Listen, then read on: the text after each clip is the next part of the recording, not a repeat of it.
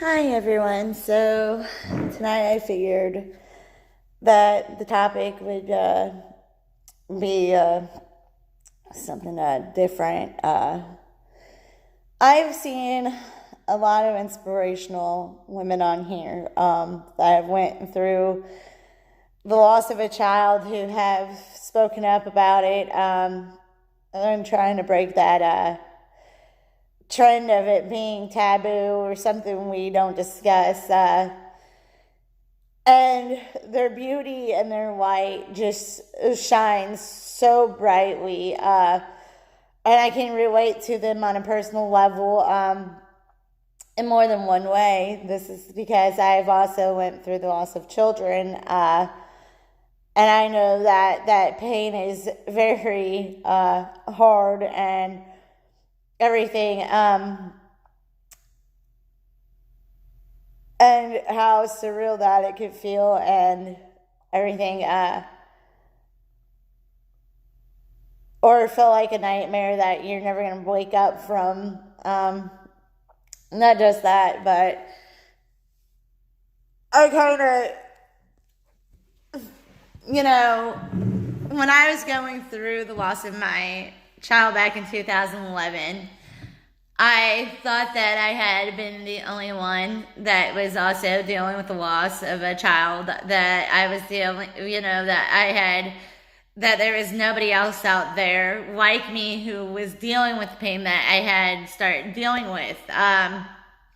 Mainly because I never had seen that many people talking about the topic and addressing it and how they felt, how they coped, and how they dealt with it on a personal level, and how they pulled through it during those months that came after. The one I'm going to talk about, two of them personally. I addressed one of the ones back in my rant video. I was a teenager. I was living on the streets with my ex that just recently did the same things he did to me back in high school that he had promised that he'd never do to me again. Leading up to the events of me actually losing Chastity Mika, we had gotten to a debacle where he was drunk, not just drunk, just being mean, bitter, and hateful.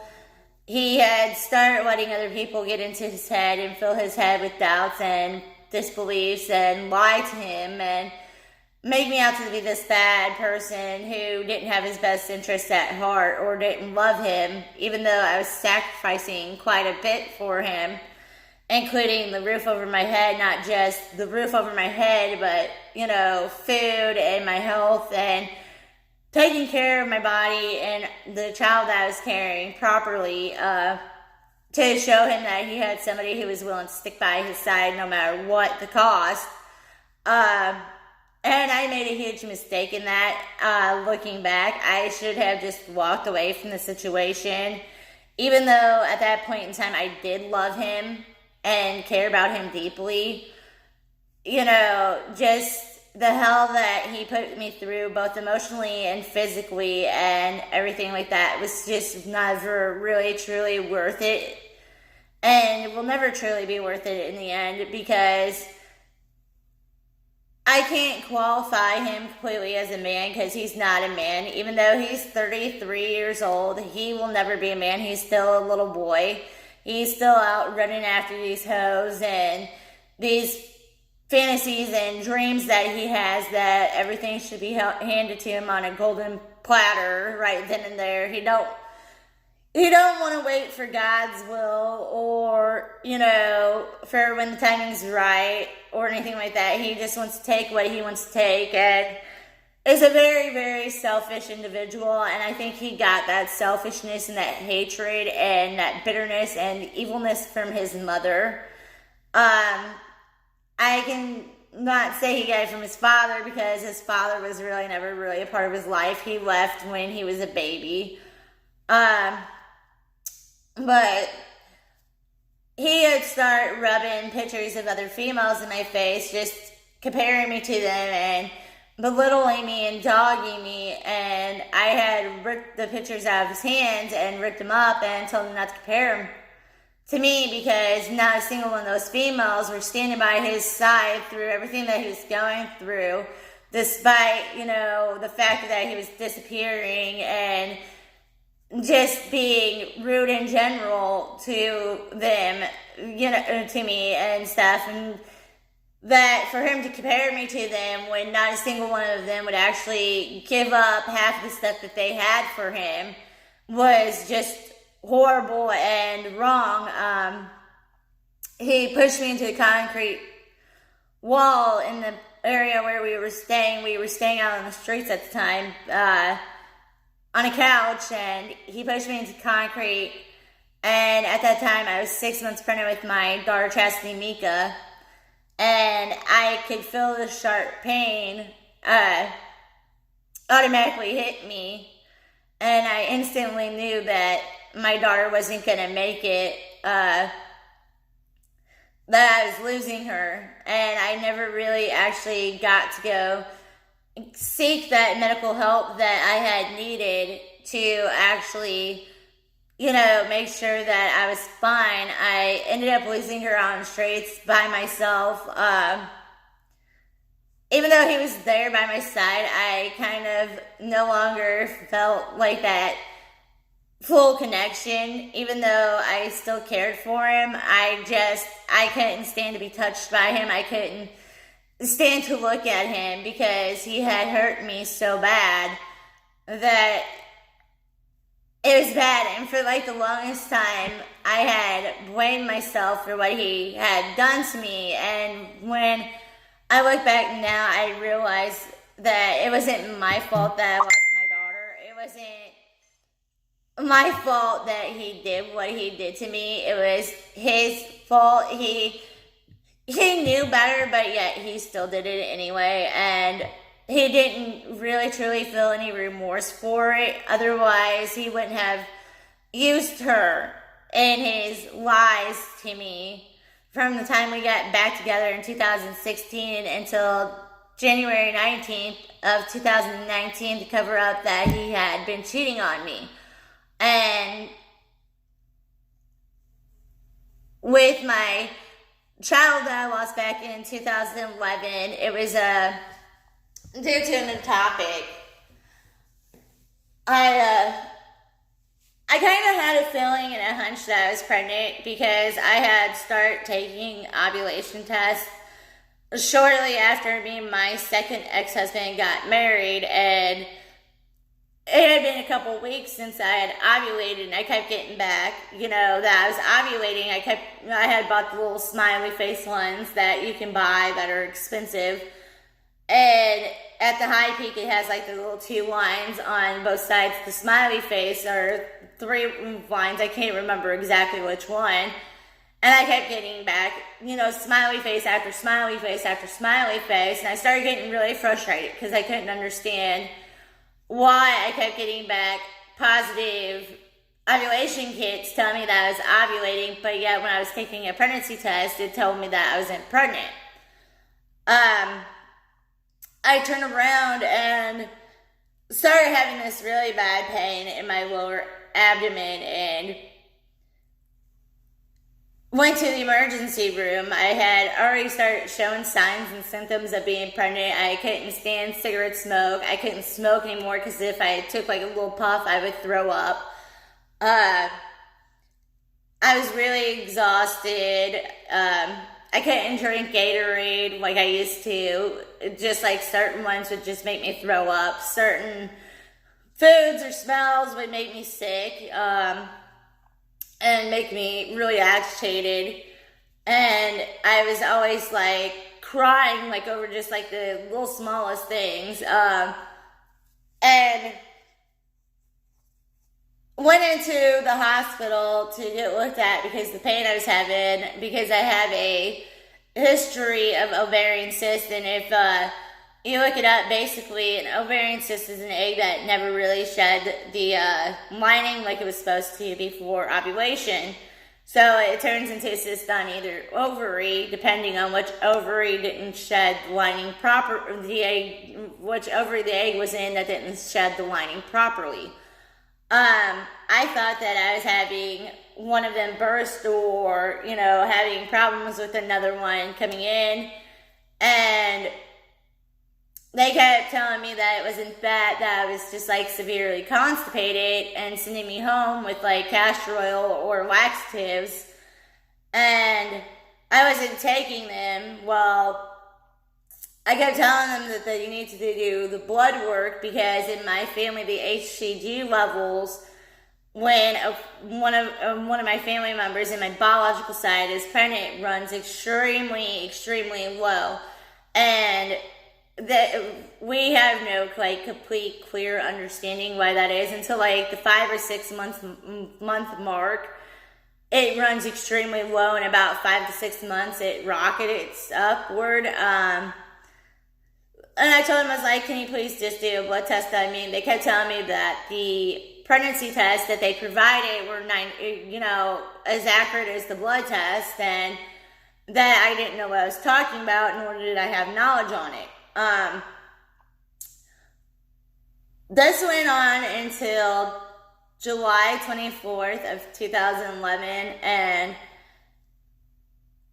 the pain just kept getting worse and worse and worse, and they kept doing everything they could think of, including avoiding that pregnancy test, the blood work for me that I kept asking for. They kept refusing to provide it, and I was getting frustrated at this point in time.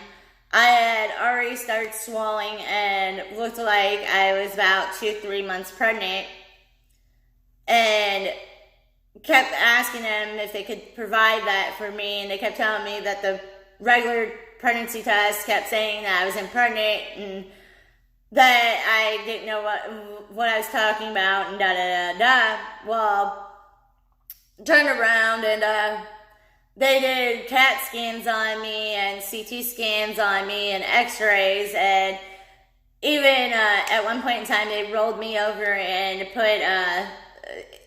made my back in a balloon. I don't know what the procedure is called and stuff, and looked inside and just was like, oh, well, you're, like we said, you're severely constipated. If you have a bowel obstruction, it's your fault. You need to just take what we provided for you. Well, the 24th of July, I finally decided to give in, and because the pain was so bad, to take the castor oil. And I ended up having to drink the whole bottle like they prescribed for me. And I want to say about 8 or 9, maybe 10 o'clock at night, me and my second ex-husband had got done making love to each other, and it was extremely painful. It wasn't enjoyable. It actually hurt really, really, really bad. It felt like my insides were being ripped out. And we just had to end up quitting, because I was just crying so much that it was unbearable. And turned around, and I told him I was going to go get a hot bath and relax and see if that did anything to relieve any of the pressure.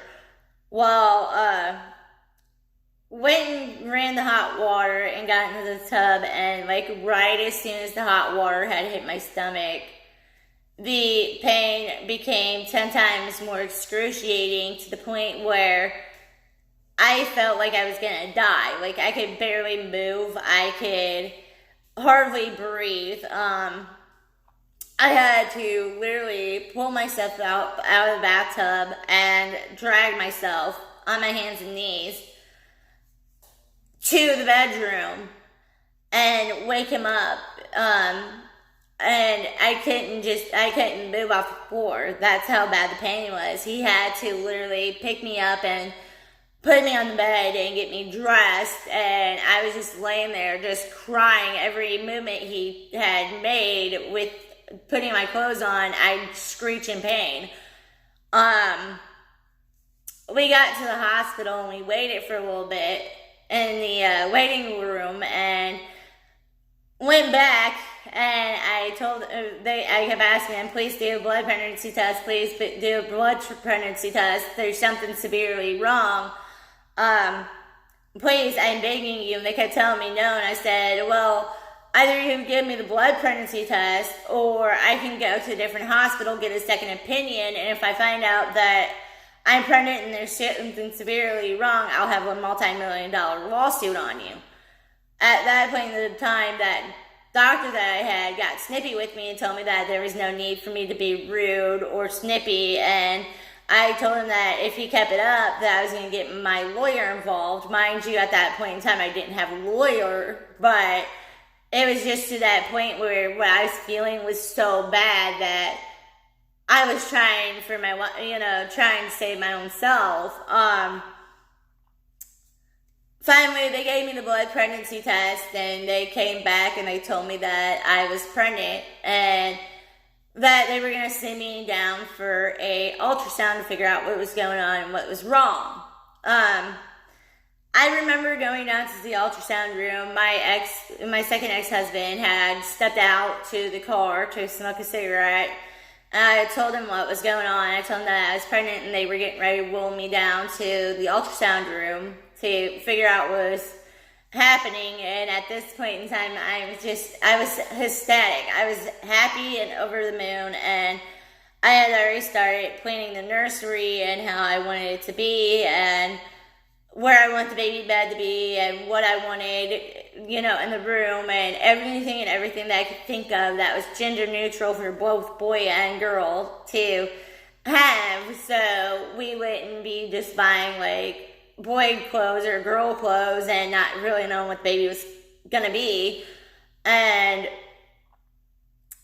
got down to the ultrasound room, and I remember looking at the screen and stuff when the lady was doing the ultrasound and seeing everything in there. She wasn't telling me anything that she was looking at. She didn't tell me if she was looking at my ovaries, my uterus, nothing. She was just looking around, and I could see everything on the screen. And she just kept making these little looks like she was confused and lost, and like what she was looking at was there was something wrong. I kept asking her if I could see my baby, and she just kept saying, well, that's something the doctor will have to share with you, and I can't share that with you. They finally did the internal ultrasound, and she kept going, oh, okay, and just the look on her face was horrifying, to say the least, because I couldn't understand why she was doing what she was doing. I kept asking her if everything was okay, and she kept just saying, you're gonna have to wait until the doctor can talk to you. And got back up to the room, and I was divided between a thin curtain from the person next to me in the other bed, and I could hear her crying and the chaplain praying and stuff like that, and she was going through the loss of a baby, and I knew she was suffering, and here I was just happy and over the moon and excited that I just found out I was pregnant, but I was in severe pain. It was no more than, I would say 5-6 minutes of me being back, and the chaplain came in.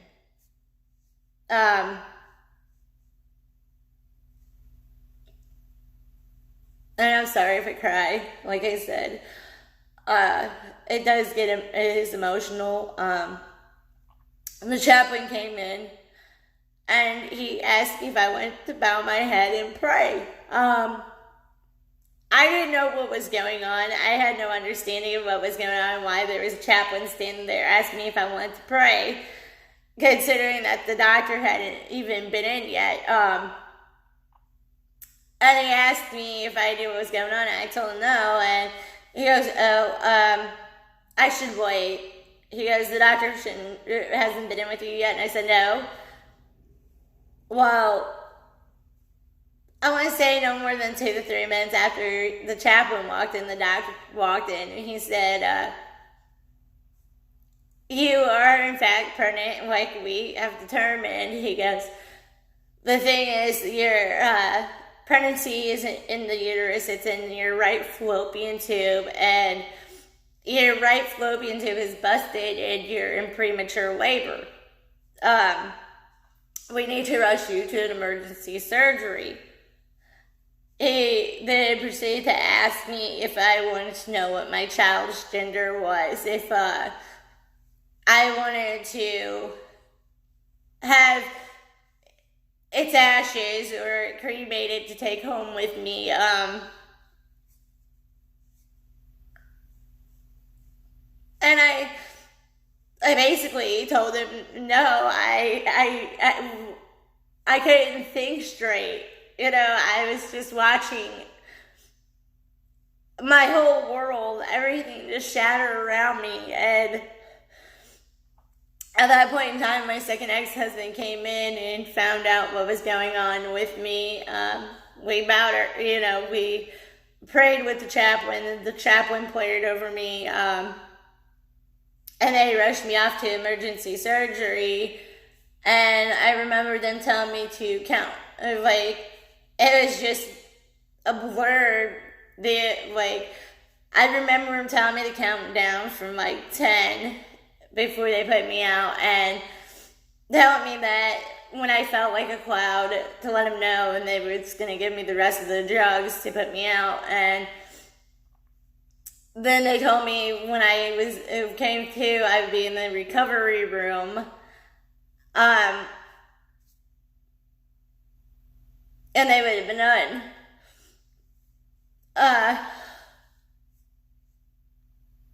And I'm sorry, like I said, this is emotional. I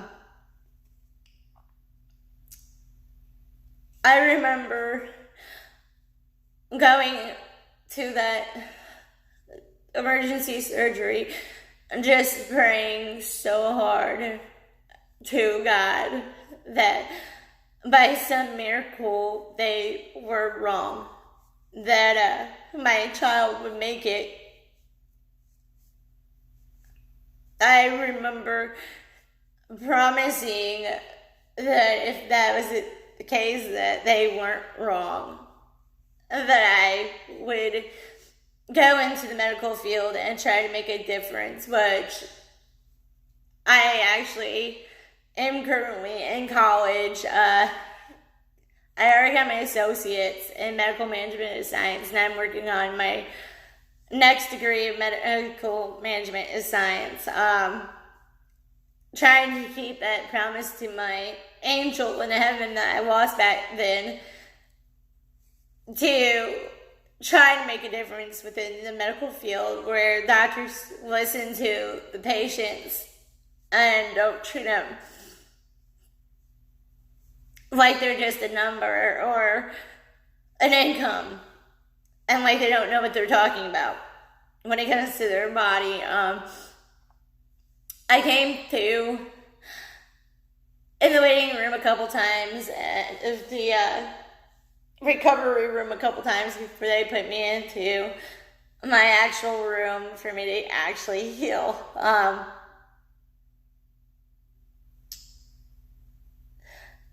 I remember waking up to my second ex-husband by my side, and I was crying and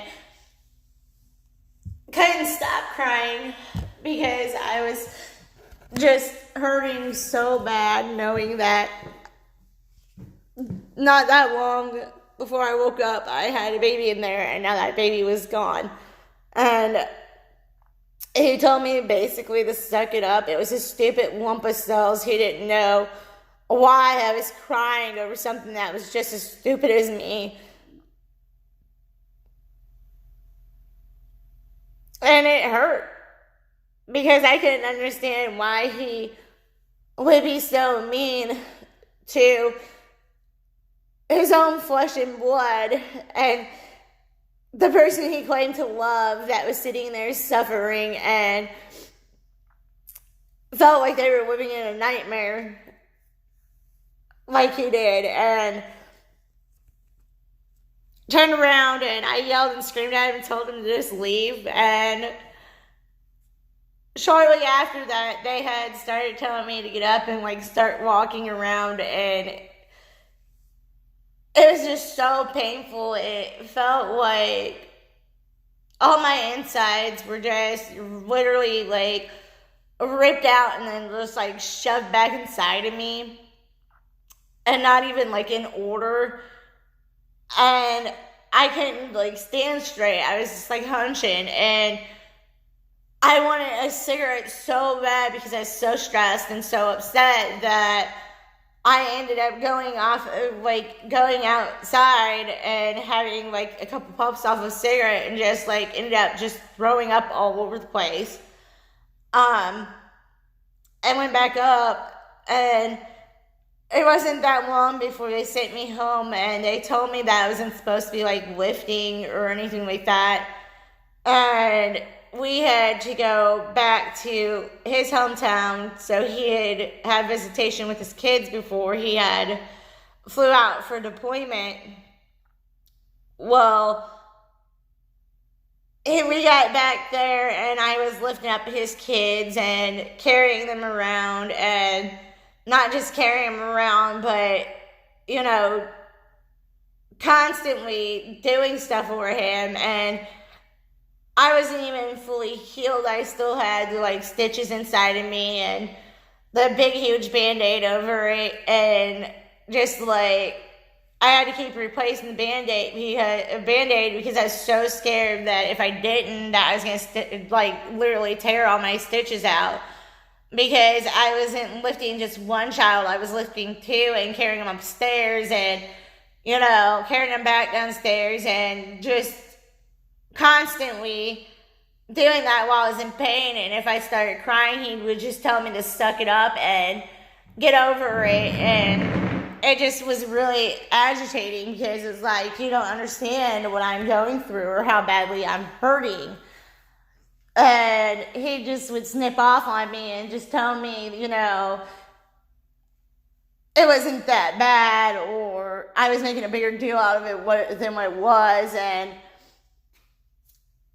that I was just acting like a little child and stuff when it came to the matter. And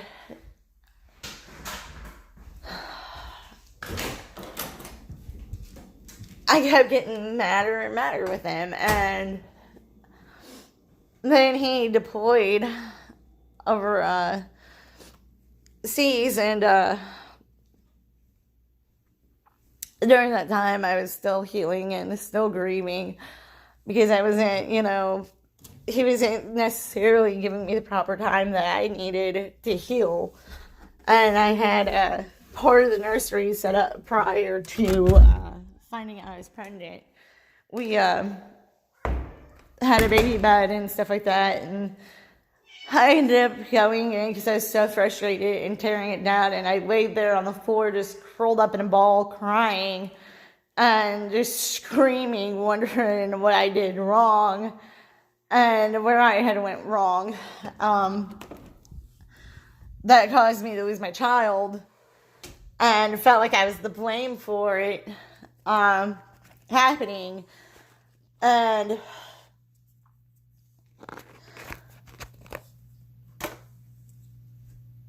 he was deployed, and like I said, and then we started having like a lot of problems in our marriage. His mom and dad never called me to ask me how I was doing after I lost baby.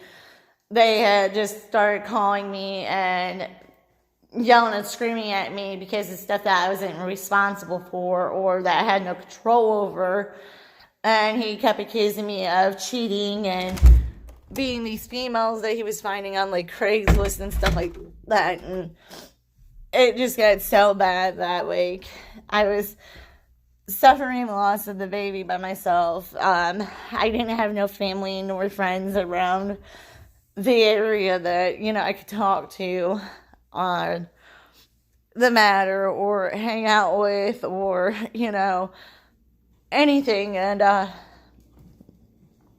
I just felt like I was completely hopeless and alone in the whole matter, and like nobody really truly honestly cared that I was hurting or suffering. And I got to the point where it was so bad, like everything just seemed so dark and stuff, because I had lost baby in July. In August, he had deployed for overseas. In October or September, in October, I had gotten raped, and I was so scared because the guy who had done so knew exactly where I lived and was threatening me and just showing up and damaging the property and telling me that if I told, that the consequences would be severe. And like I said, during those times, during that time, I was still dealing with, the loss, and then his family and him backing me against the wall, and then rape happened, and the place that I went was so dark that I felt like there was no light, like there was no hope, that there was no coming back from it. And I was so hurt and in so much pain that I wrote every mean and hateful thing that was being said to me, that it had been said to me throughout the years on my body, and started cutting and telling myself over and over again, looking in the mirror, because I felt so lost that I was a monster, and that I hated myself, and that I was nothing, that nobody cared, nobody would ever care, that, I kept wishing my biological mother had gotten an abortion with me, that she would just ended it instead of making me suffer the life that I was suffering, and that I just wanted to be with my children that I had lost, that they were the only ones that were there, that cared, that loved me, that would have actually stayed by my side, that wouldn't have turned their back on me despite everything. Even if I failed them, they would still be there. And I just got so suicidal that I forgot. Like, I knew they were still there. I had a cat, my cat Molly, and I had my dog Emma, and my puppy Annabelle, and I knew they were still there, I knew they were still there and everything like that, but I had just completely forgot that, they had that unconditional love for me, that I wasn't alone through any of it, that I had something other than my fears, my doubts, my thoughts, and all the pain and suffering that I was feeling there with me.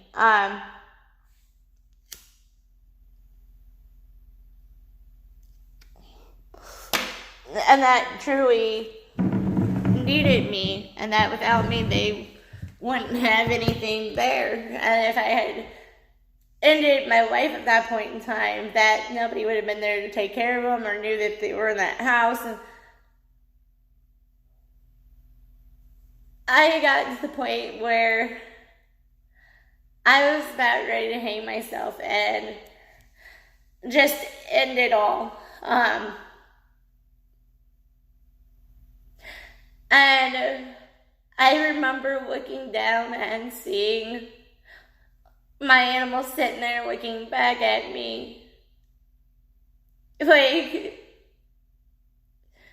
everything was going to be okay. Despite what I believed that everything was going to be okay, that I was going to get through it. And the love and the kindness and compassion in their eyes, and they got up on the bed where I was not ready to tie myself off and hang myself from, and started licking my hand and rubbing up against it, And I just collapsed in bed and I started crying. And I kept praying, God, please pull me out of this.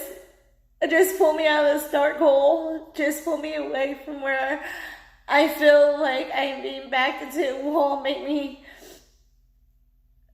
stronger and braver, and help me get through this. Help me pull through this life, because I know that there's family at home that love me. I know that there are people that love me, and I know these animals love me and that they need me. And I sat there and I prayed so hard, crying and just in a ball with them sitting there loving me. And I felt like out of nowhere, I had arms wrapped around me, hugging me. And I felt like somebody was just telling me that everything was going to be okay. That I could rest today. I had no need to fear, that everything had a reason and had a purpose, and I understood that purpose. But ending it wasn't the way to solve it, and I felt at peace. I truly had felt at peace at that moment, and I started seeking out counseling to get me help. And I started seeing somebody to help me. At that point, I had ended up getting diagnosed with PTSD and anxiety problems, because I couldn't necessarily just like sit still or anything like that. And I'm not gonna say that experience with the hospital didn't have an effect on me, because it did. I'm highly scared of hospitals. I'm highly scared to trust anybody within a hospital setting. I'd rather trust myself than them. And it's not because, like, I'm not saying that there's medical professionals out there that are actually not good ones, but after having that experience where I almost lost my life because they didn't want to listen to me, and I was so close at death's doors that they caused a huge effect by not listening that could have took my life,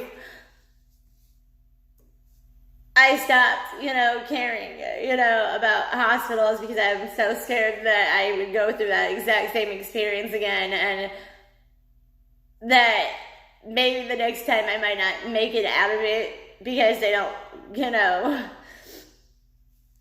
some of them don't pay attention or listen and understand a patient.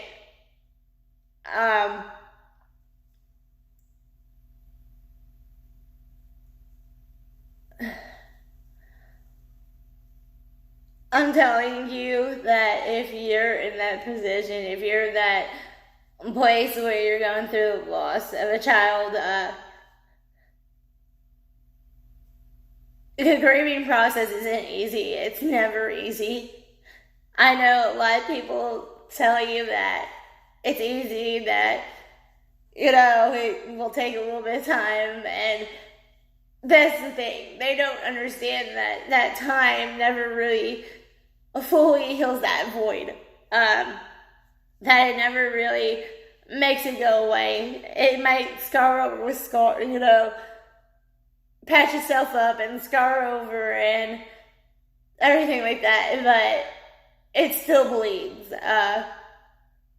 It still bleeds when you see a child that is their age, or it comes close to when you think their birthday is, or their birthday is, or it comes close to a holiday, and you see all these kids celebrating that holiday, laughing and smiling, and you wonder what that child would look like, or whose personality they would have, or any of that. And it hurts knowing that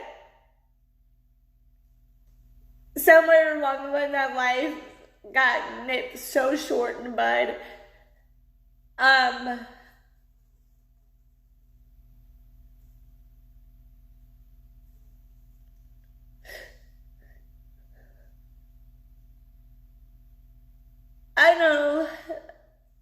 feel with my heart, my soul, that they're looking out for me from heaven, that they're personally always with me in my heart, my soul.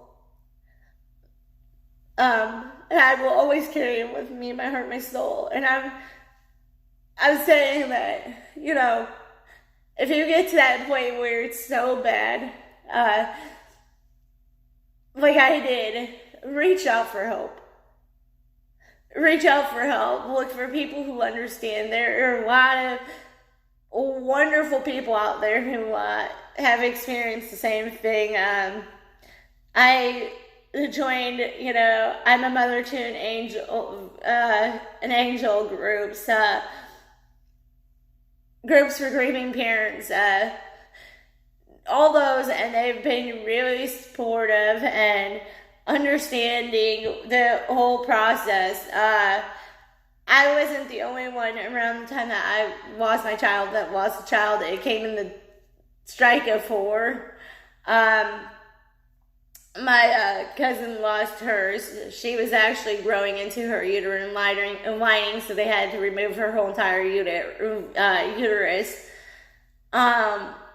My friend had lost hers early into the pregnancy, and then my niece Savannah had shortly followed after me with a miscarriage. And we were all grieving at the same time and going through the exact same thing, and we all grieved in a different way, and none of us really felt like reaching out to each other and explaining to each other how we were grieving and dealing with it. If you've got friends and family who are going through the same thing with you, reach out to each other, hold each other, love each other, support each other, and grieve together. Talk about what you felt, how you felt. Don't bottle up that emotion, and don't let anybody tell you that how you grieve is wrong, that it's this, or that how you're grieving or coping with it's disgusting or anything like that, because it's not. You're allowed to grieve your child. You're allowed to grieve your family. You're allowed to grieve those you love, and the way you do it, the way you choose to do it, is how you choose to do it. And don't let anybody take that away from you or make you feel any less as a person as to how you choose to do it, because you're not. And I hate when people sit there and act like they would know how to grieve through that situation, because you never really truly know how to grieve through that situation until you've been in it. You never know that hurt and pain until you're there.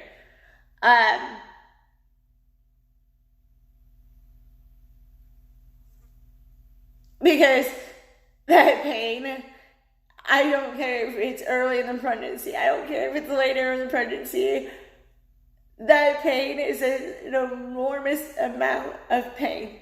It is so unbearable and weighs down on your heart, because so many questions fill your mind as to what you did wrong, where you could have done something better or done something different, and feel like that if you had control over it, that it would stop what happened and kept it from happening. And the thing is that we don't have control over it. We don't have control over whether or not something happens. We can only hope and pray that nothing does. Like I said, don't stop loving yourself or feeling like you're any less of a person when you're going through it, because you are beautiful. You're beautiful. You're not to blame for it. You're never going to be to blame for it. These things sometimes just happen, and they happen sometimes to the best of us, and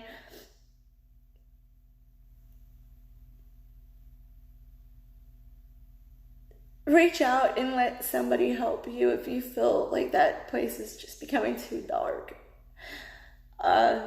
and know that there's other people out there who's gone through it that are willing to talk to you and, tell you, and let you vent and help you move, cope, and help you find, tell you how they coped and stuff. And if you choose to take that way that they coped, or you choose to make your own path as to how you cope, then that's your decision. And a lot of them are wonderful, wonderful people, I'll tell you. They are.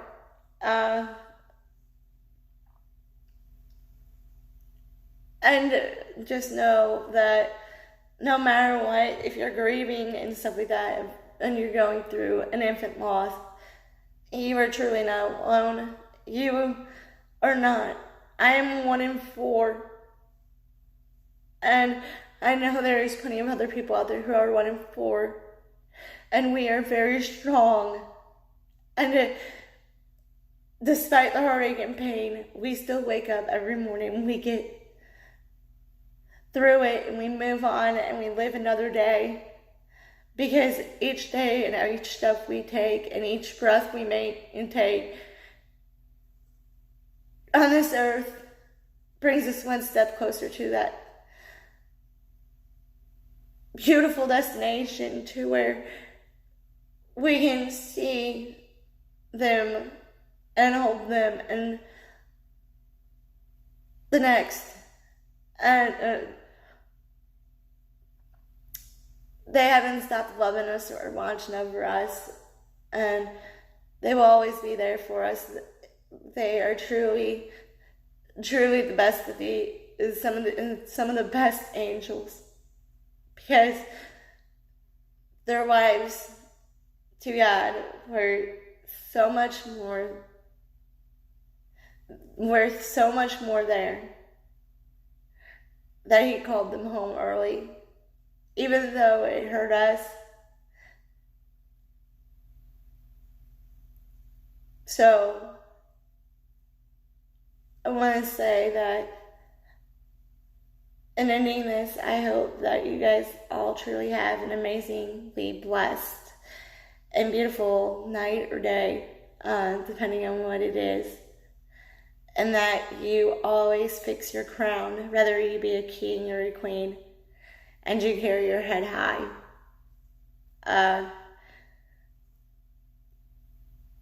Know your self-worth and value, and know that no matter what struggle you're going through in life, whether it's the loss of a child or bullying or any of that, or just a difficult, hard time,